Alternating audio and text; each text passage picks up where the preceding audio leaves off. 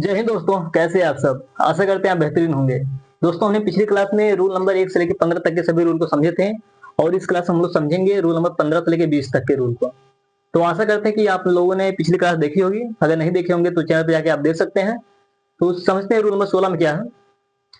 Rule number 16, confusion between present perfect tense और simple past tense. बहुत लोगों को दिक्कत होती है कि मतलब कहाँ पे प्रेजेंट परफेक्ट टेंस आएगा, कहाँ पे पास्ट टेंस आएगा। तो हम लोग देखते हैं इसकी। देखिए, प्रेजेंट परफेक्ट टेंस जो होता है इसका पहचान करने के लिए इसमें has, have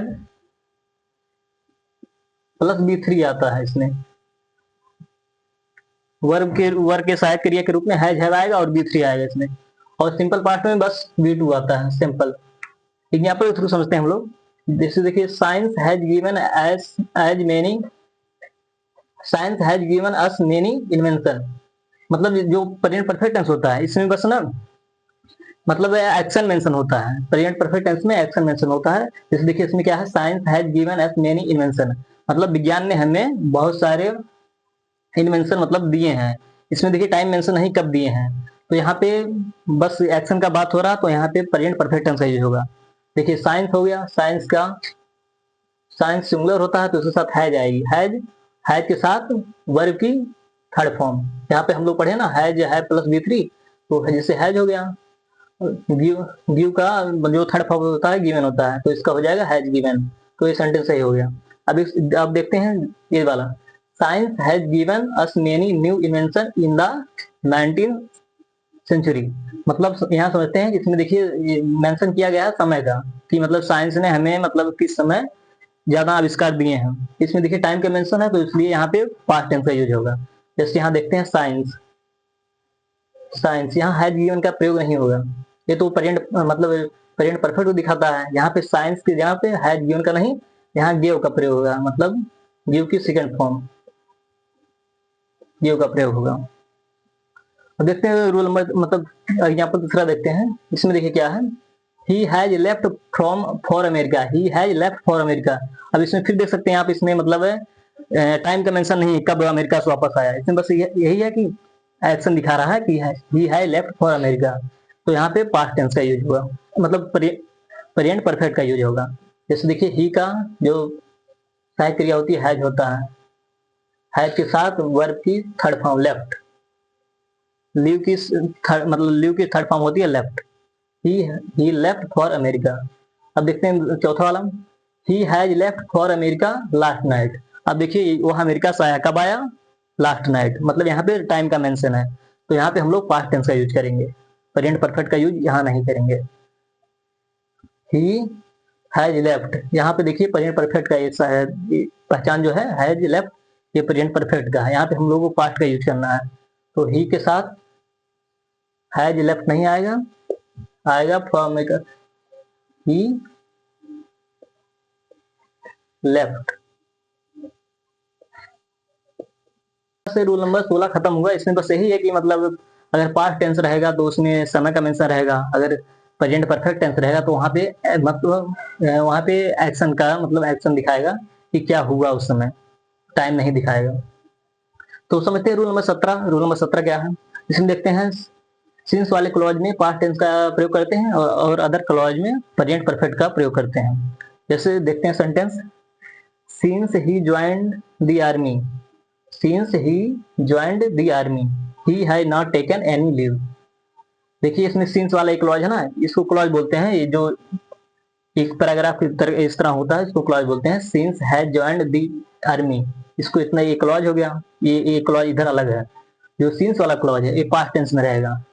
C he joined, ही हो गया, ही के साथ ज्वाइंड, ए वी की ज्वाइंड जो है वी की सेकंड फॉर्म है, ये सही हो गया। फिर जो दूसरा क्लॉज होता है जो अभी हम पढ़े, कि सिंस वाले क्लॉज में पास्ट टेंस का प्रयोग होता है और दूसरे क्लॉज में प्रेजेंट परफेक्ट का यूज होता है।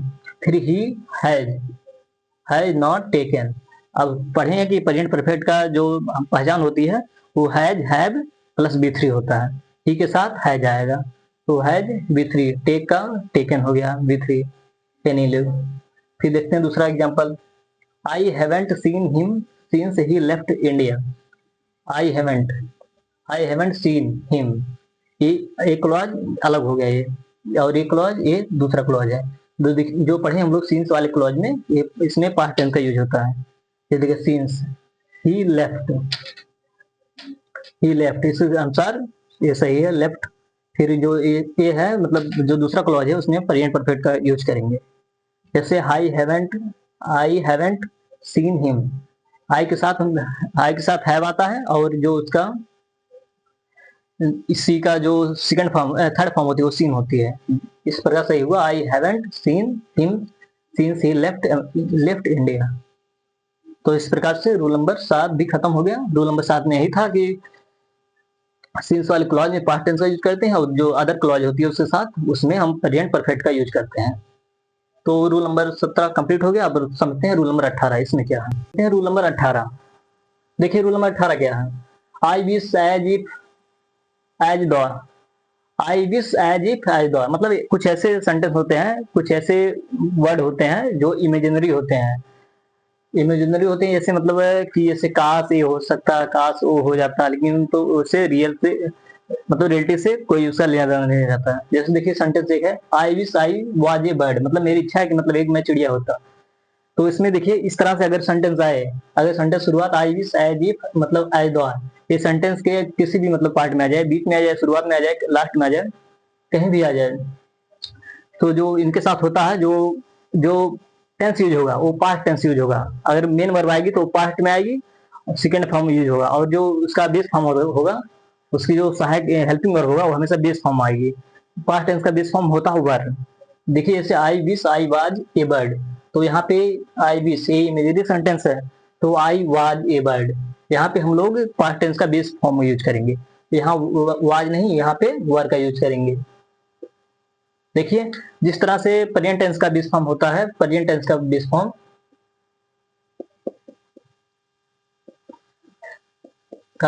होता है बी, उसी प्रकार से पास्ट टेंस जो होता है इसका बेस फॉर्म होता